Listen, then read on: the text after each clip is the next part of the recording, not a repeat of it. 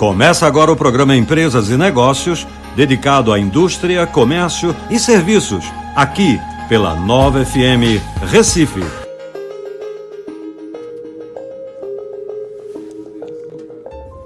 Boa noite, Recife, boa noite, Pernambuco, boa noite, Nordeste e boa noite, Brasil. Está no ar mais um programa Empresas e Negócios e hoje com um presente espetacular para você que ouve a nossa rádio.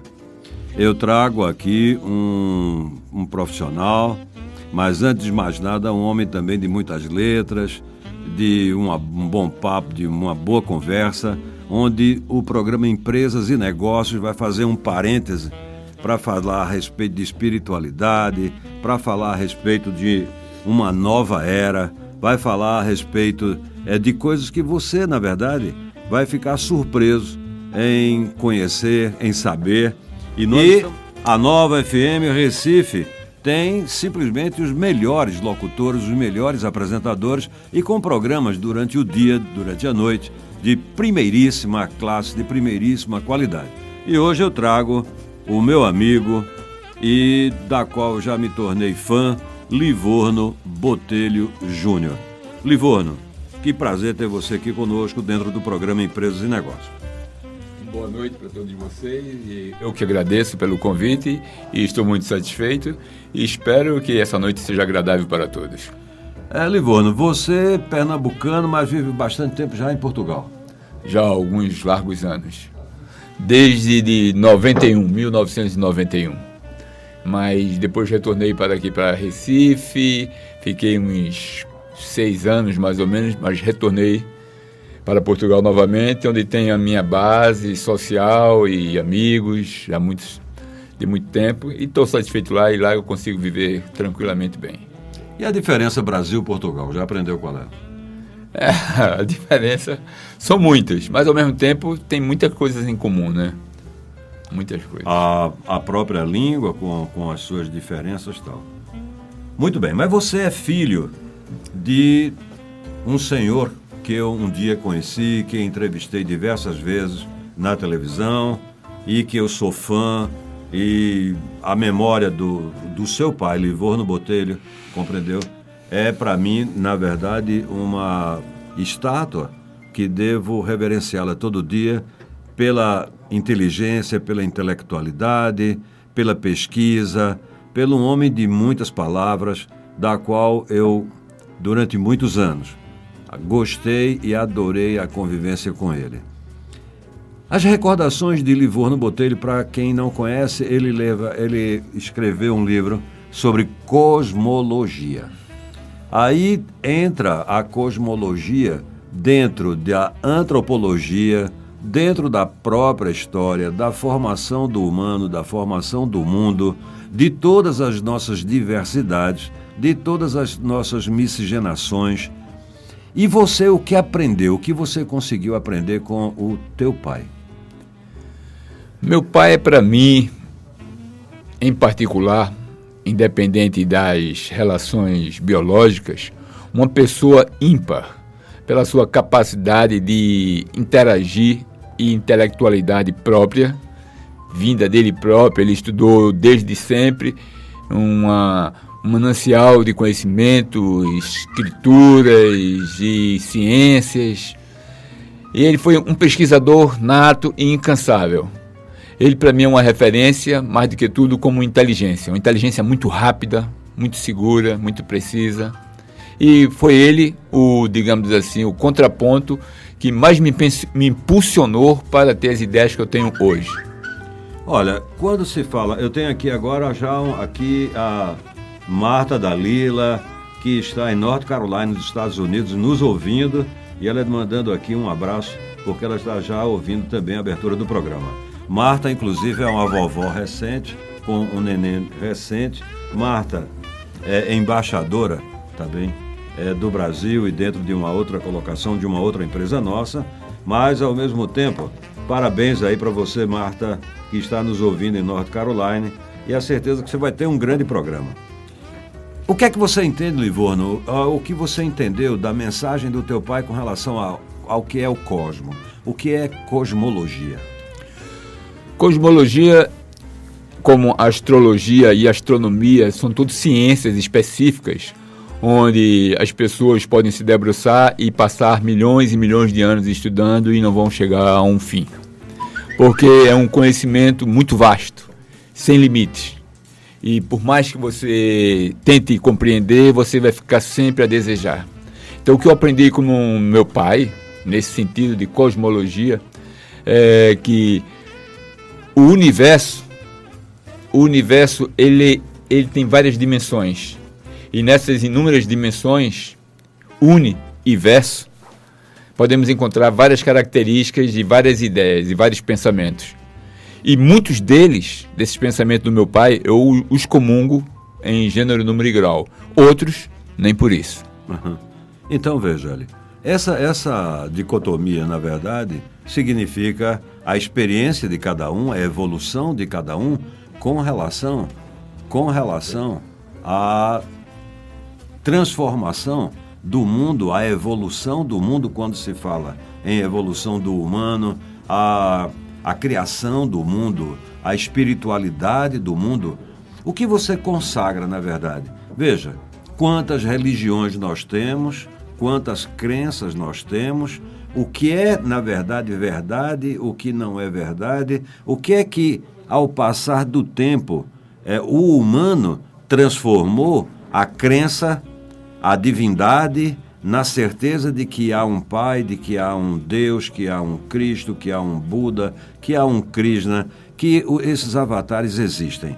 Como é que você vê a definição, tá, dessa conjugação onde não existe céu nem inferno, existe o bem e o mal, existe a educação que transforma o homem e o torna cada vez mais educado, cada vez mais amoroso e que, naturalmente, as pessoas que não alcançam ainda isso é porque não entenderam o que é evolução ou não tiveram oportunidade de se educar, de conhecer e de ouvir um papo como esse que nós vamos levar hoje. Muito bem. Gostei muito da sua pergunta, bastante pertinente. E antes de respondê-la, me permita fazer-me a minha própria apresentação. Isso. Eu venho de uma linha de pensamentos oriundo da Índia. A Índia é um manancial de conhecimento espiritual incontestável no planeta, todo mundo sabe disso. E eu venho de uma linha chamada Brahman Gaudiya Vaishnava, que repercutiu através do senhor Chaitanya Mahaprabhu. O senhor Chaitanya Mahaprabhu foi um avatar, é um avatar, que apareceu aqui na época, mais ou menos, quando o Brasil foi descoberto. E ele teve um ponto característico muito interessante na Índia. Ele saiu quebrando todos os grandes filósofos que existiam em toda a Índia. E a Índia é muito vasta, a Índia é muito grande. E depois de muito tempo ele conseguindo quebrar os monopólios e as más interpretações das castas, que até hoje perdura com distorções em relação à Índia. As pessoas falam nas 4 castas da Índia e botam algumas limitações para ela, até chegar à divindade, a Deus. Ele chegou e quebrou todos esses paradigmas com uma só consciência, dizendo para todos que Deus é acessível para todos, independente de credo, cor e religião.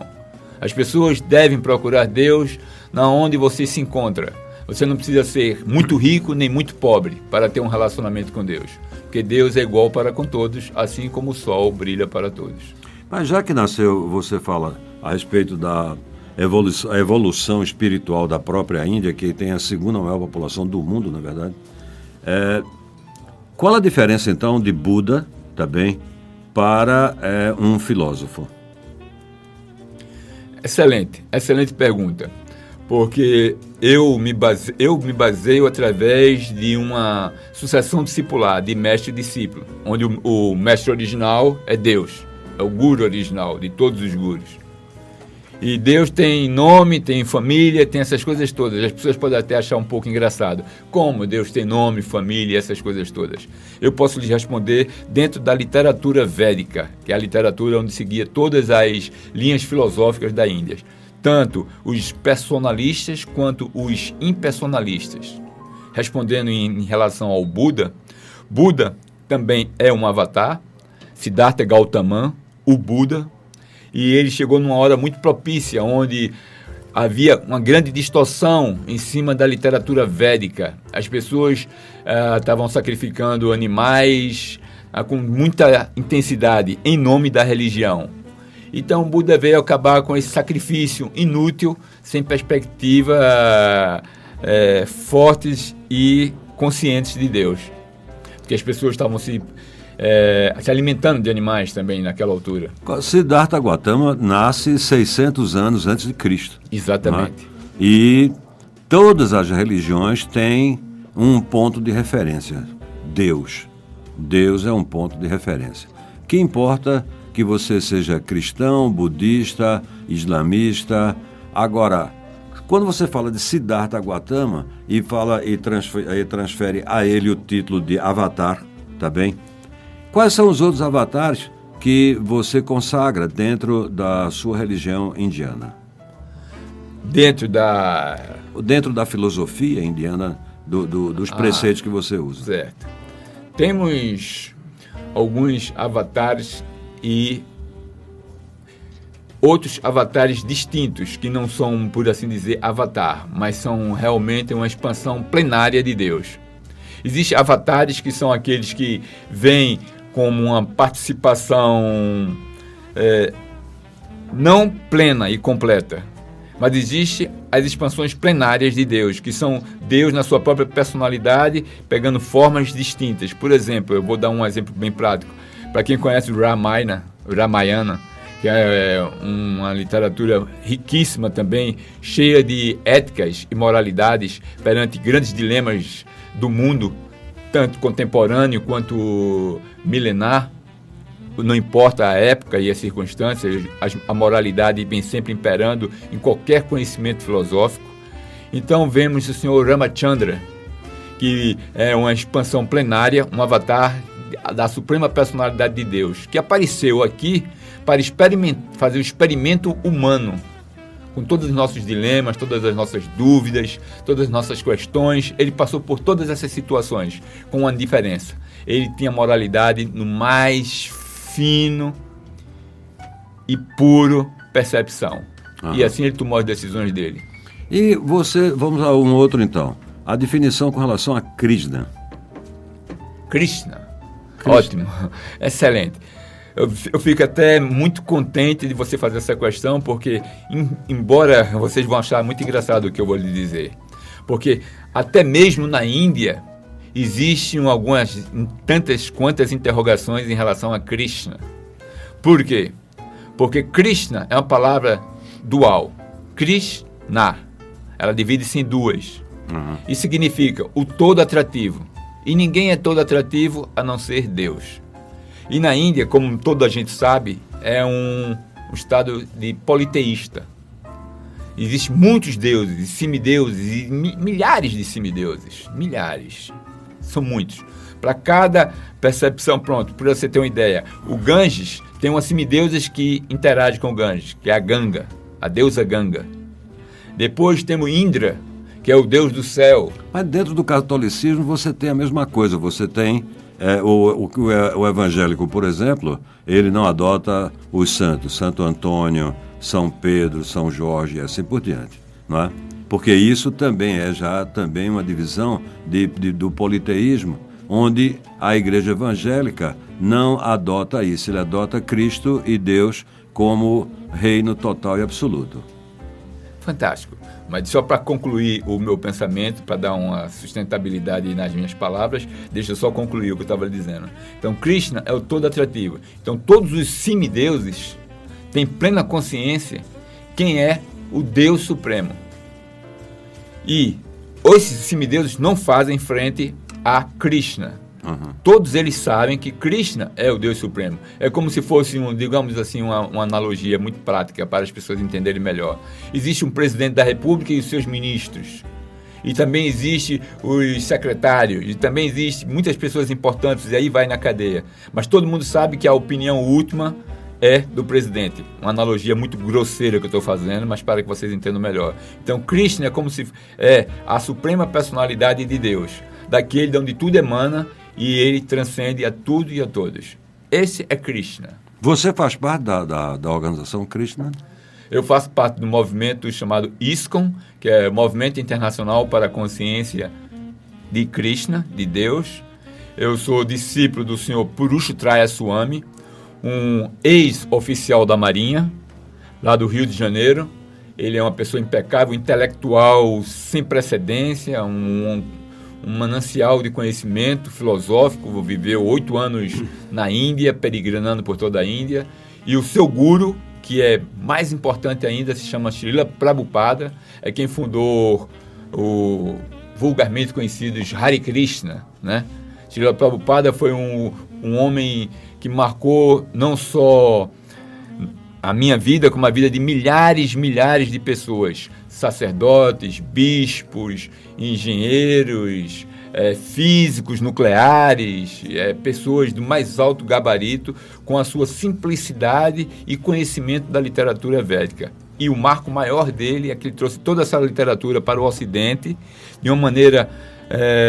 ela fez a transcrição sem colocar um ponto nem tirar uma vírgula, tal como ela foi escrita há milhões e milhões de anos atrás. Deixa eu chamar a atenção para os nossos ouvintes, porque o programa Empresas e Negócios tem que abrir essas aspas para nós falarmos a respeito de cultura e cultura religiosa, falando não só a respeito de Cristo, mas falando a respeito de Deus, mas também dando a oportunidade para que outras pessoas ouçam um profissional que milita em outro tipo de religião, digamos assim, até porque eu não tenho a cultura para definir exatamente como é, tá? Mas é proporcionar a você que está nos ouvindo, e você pode interagir conosco ligando no 3071-9120, é o nosso WhatsApp, é ligação gratuita, 3071-9120, faça inclusive aí a colocação nossa. Você pode mandar por escrito, você pode falar, você pode perguntar. E vamos aqui com Livorno Botelho Júnior levar um papo da melhor qualidade com relação à educação espiritual. E todos nós sabemos que cada religião tem a sua maneira filosófica de se apresentar. A de Jesus Cristo é: amai-vos uns aos outros. E a de Krishna? Idêntico, igual, a mesma coisa. Eu quero abrir um parênteses com honras e méritos. Jesus Cristo, filho de Maria, a Virgem Maria, detalhe, a Virgem Maria, que nasceu pela potência de Deus, é uma pessoa ímpar, que nenhuma pessoa com sã consciência espiritual pode colocar em causa a grandeza de Jesus Cristo. Vamos partir lá da premissa que ele dividiu a história da humanidade, AC e DC. Jesus Cristo é um homem realmente com todas as inspirações do Pai. É um filho fidedigno.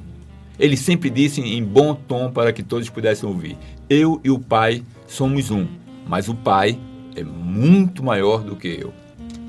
Agora, aqui, algumas igrejas, e fundamentalmente algumas potências de igreja, não admitem a colocação de Maria como mãe de Jesus. Como é que você vê isso?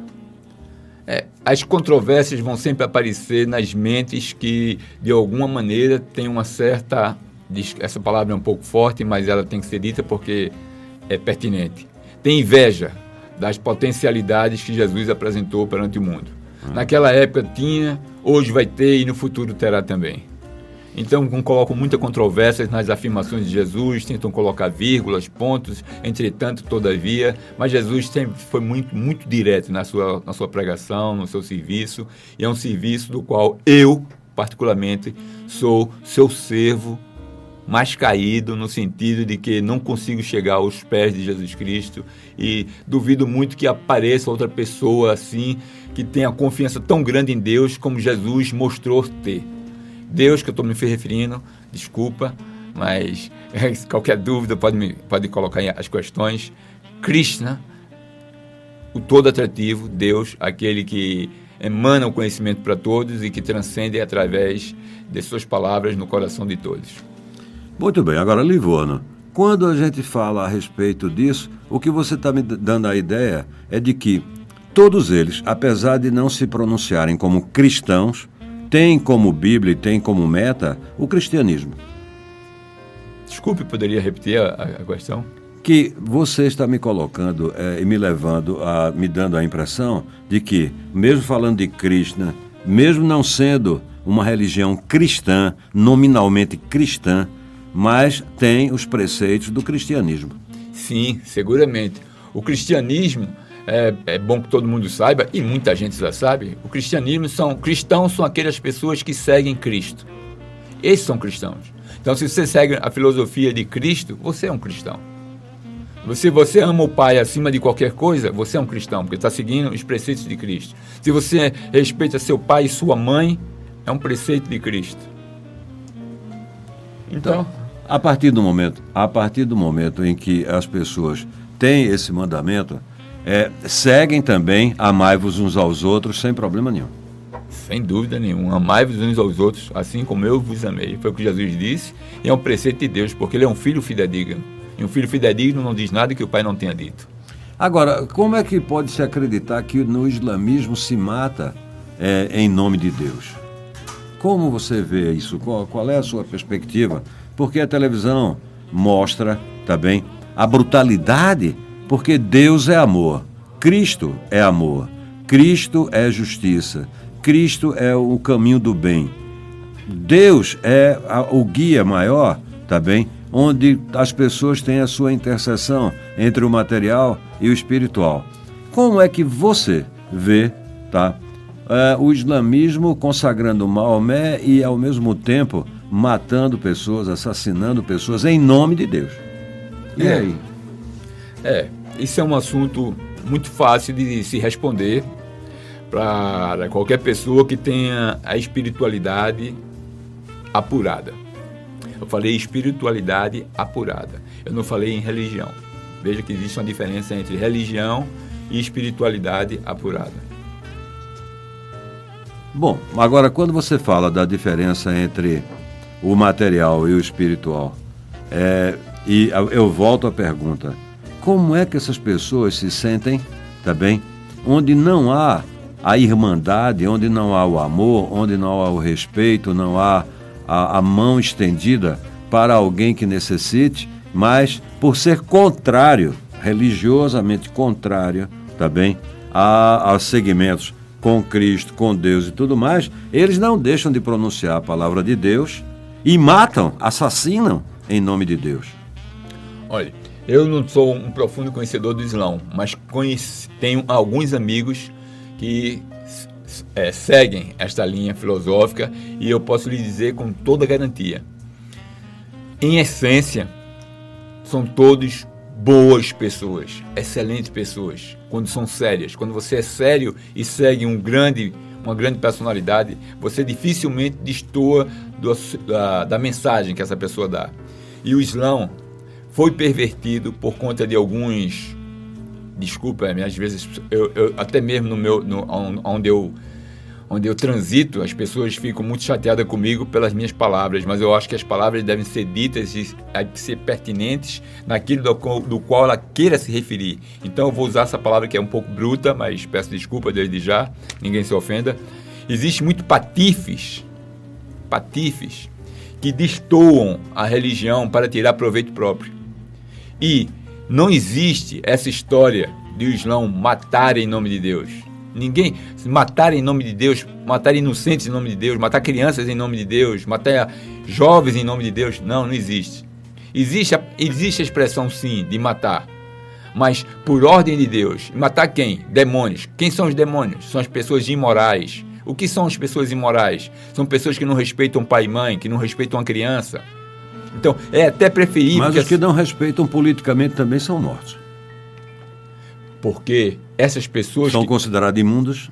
São. Justamente isso. Eles pervertem o ensinamento de Maomé. Uhum.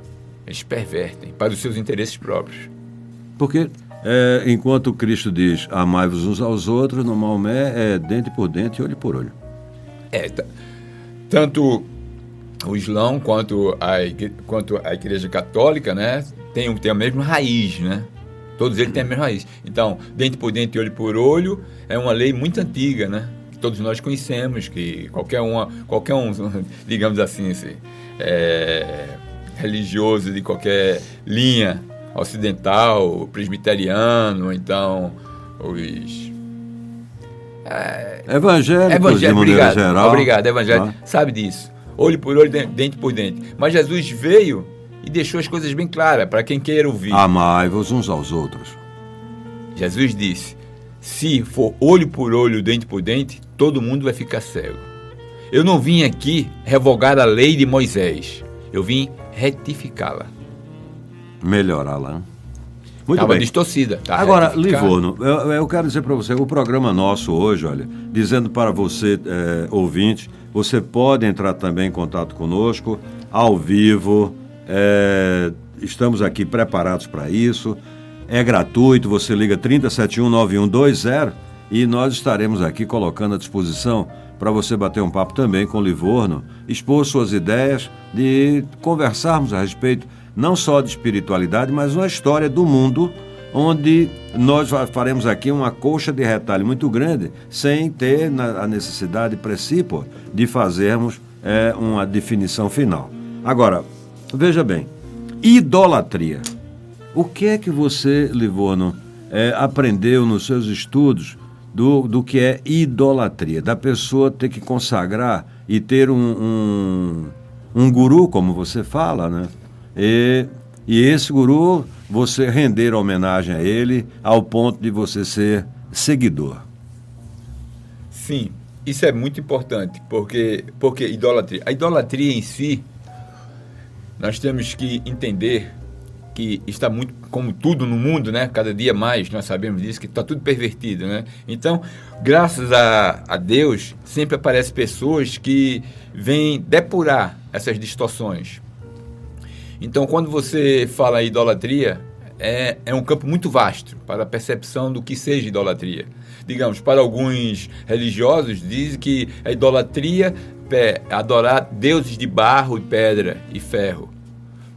Dizem. E condenam a idolatria nesse sentido. Mas se você olhar direitinho, por que essas pessoas guardam retratos nas suas carteiras de seu avô, do seu tio, da sua irmã, da sua namorada? Que é também idolatria. Não deixa de ser idolatria. Sem dúvida. Então, tudo é uma questão de perspectiva, de ponto de vista. Então, quando você tem alguma referência para lembrar de um momento bom, ou de uma pessoa boa, de uma pessoa que lhe deu instruções, é bom para a sua mente buscar no seu web, na sua máquina mental, aquele momento, aquela alegria, aquela felicidade. Então, se uma estátua, seja ela feita de quê? Lembre-se, Jesus Cristo. Então você está lembrando das instruções de Jesus Cristo. Não, você não está adorando a estátua, está lembrando o que aquela estátua lhe representa, o que ela lhe transmitiu. É como você vê um retrato do seu avô, da sua tia, do seu irmão, do seu filho que faleceu. Você vai se lembrar dos momentos bons. Então vai ativar no seu cérebro a capacidade de reviver aqueles momentos felizes, onde você aprendeu muita coisa ou teve muitos momentos agradáveis com a pessoa que você ama. Quando a pessoa morre, não tem defunto ruim, o defunto sempre é bom.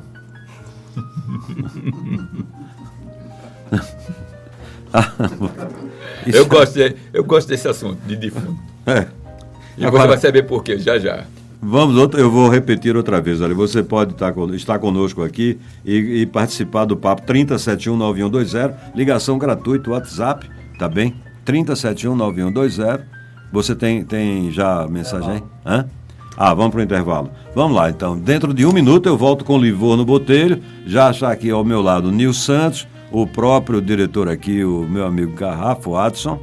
E vamos continuar falando a respeito de espiritualidade, religiosidade, o mundo espiritual, como é que ele se comporta, quais são suas divisões, o que é que hoje os políticos estão trabalhando, e alguns políticos estão trabalhando, afirmando e querendo mostrar para a população de que tem que abolir essa história de religião e partir para um novo campo de mentalidade onde as pessoas percam a fé percam a sensibilidade da crença em Deus, em Cristo, para que dê vez a uma tecnologia, muitas vezes, sem pai, sem mãe, sem Deus, sem Cristo, sem indicação nenhuma de sensibilidade e tecnologia por tecnologia. Mas essas perguntas todas depois do intervalo.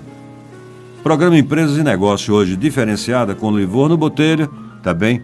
Falando a respeito de assuntos bem interessantes, culturais, onde você pode ter aqui um passeio muito agradável, falando a respeito de tudo isso que envolve a nossa interseção entre o espiritual e o material. Não saiam daí, eu volto dentro de 1 minuto.